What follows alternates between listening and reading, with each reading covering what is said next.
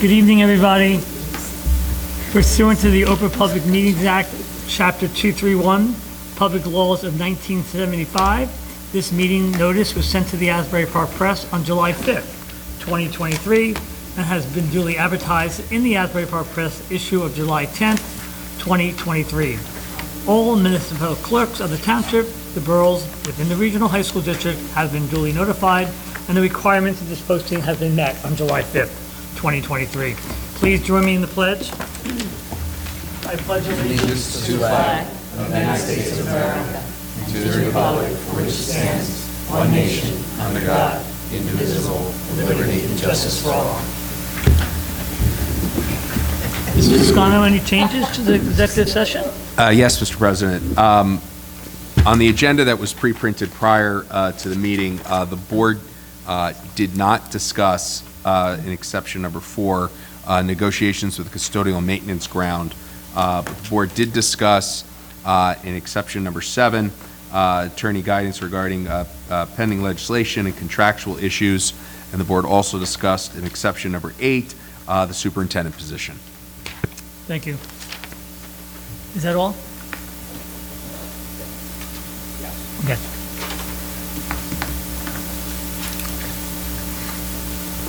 May I have the motion to approve the minutes of the June 29th, 2023 meeting, regular meeting? I'll make second. Mr. Cavallaro? And Mr. Cave? McCup? Yeah. Not hearing any discussion, roll call? Mrs. Bruno? Yes. Mrs. Cappiello? Yes. Mrs. Finelli? Yes. Mrs. Higley? Yes. Mrs. Lavin? Is now Abstain? abstained. No. Mr. Parisi? Yes. Ms. McCobb? Yes. Mr. Messinger? Yes. Mr. Bruno? Yes. Communications are on file with the board secretary. We're ready for our superintendent's report. Just very brief this evening, Mr. Bruno. Just a note on our summer programs are off and running, off to a terrific start. Dr. Hazel and I are actually touring them earlier this afternoon. You know, our summer academy, our Title I Jumpstart, our extended school year, lots of awesome things happening across the buildings. Our summer projects in terms of roofing and paving are on schedule as well, so all points to a very productive and busy start to the summer season. Thank you. That concludes my report, Mr. Bruno. Okay. I didn't get a sheet, so I'm assuming there's no public participation. Yeah, there but was- we do have a there- report tonight. Mrs. Cappiello will do policy, we'll read policy. Okay. The policy committee met this past Monday, July 10th. There's some policies that are going to be abolished because they're really no longer applicable. There's some revisions, and there's some on tonight for first read approval. The public relations policy, it was recommended that it be abolished because the provisions that are required are already included in the public relations program policy, so it was redundant. The Citizens Advisory Committee's regulation is recommended also to be abolished because this policy has been revised and includes the information from the regulation. It's a long-standing policy establishing Citizens Advisory Committees that are required for some federal and state-funded programs and authorizes Citizens Advisory Committees for other purposes. The board member orientation training policy is revised to come up to code. It now states that the requirement for a board member to receive their initial training during the member's first term is what it said. It now is within 90 days of a new board member's first term. And this training must also include instruction on school ethics, which is always provided at the reorg meeting. What changes is the timeline for the school board's orientation that is mandatory. The school's threat assessment team policy is a mandated new policy. We spent much time speaking, addressing this matter. On August 1st, 2022, the governor signed into law a requirement for school districts to establish threat assessment teams in schools for the 2023-24 school year. So there's a lot of work that's been done to move forward on this, because this is obviously needs to be in place for the next school year. The instructional supplies policy is revised to reflect the current best practices regarding instructional supplies and for the selection and utilization of instructional supplies. The use of corporal punishment policies for instructional and support staff is revised to align directly with New Jersey statute.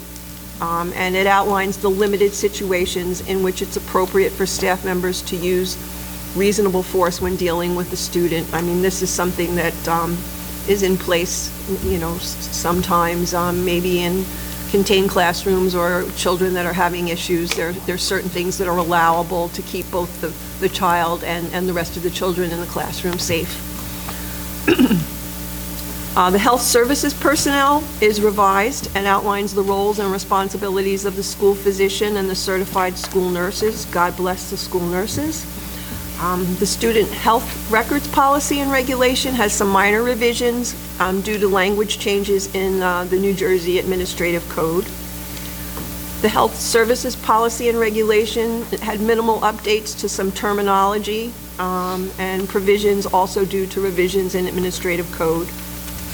The plagiarism academic dishonesty policy is revised to add a new section outlining the expectation for student honesty in their academic work.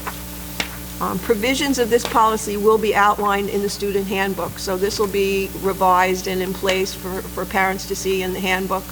Evidently, I was enlightened as to there are a lot of new and exciting ways to plagiarize, and you know, you just put something in the computer and out pops a couple of papers.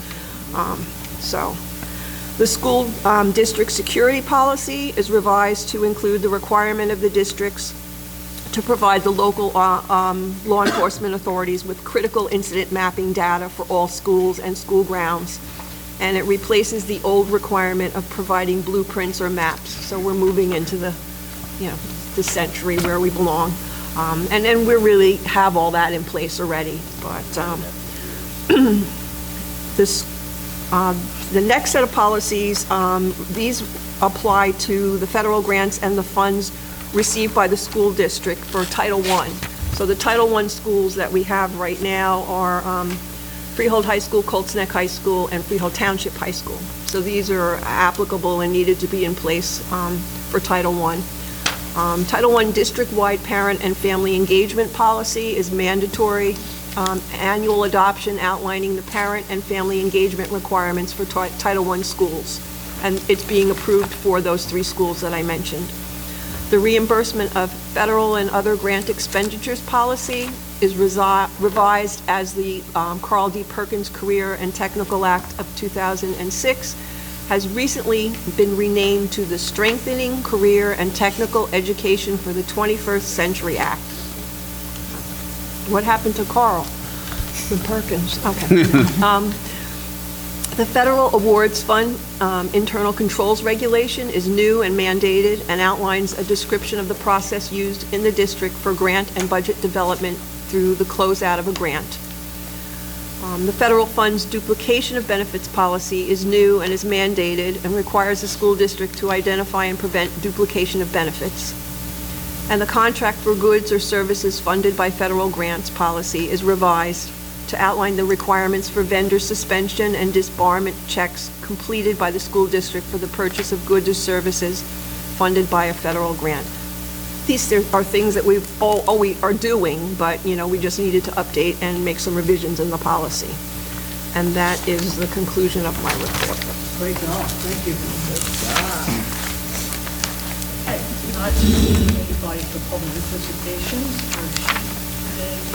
so we're going to go right into, we're going to take G1. Well, actually, I'm going to turn it over to Mr. Boyce.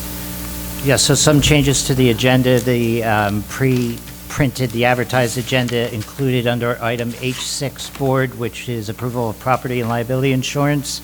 It noted that the resolution will be provided at the meeting. That's now in front of you. That's the lighter shade of yellow paper that has the body of that resolution. In addition, we have some addenda.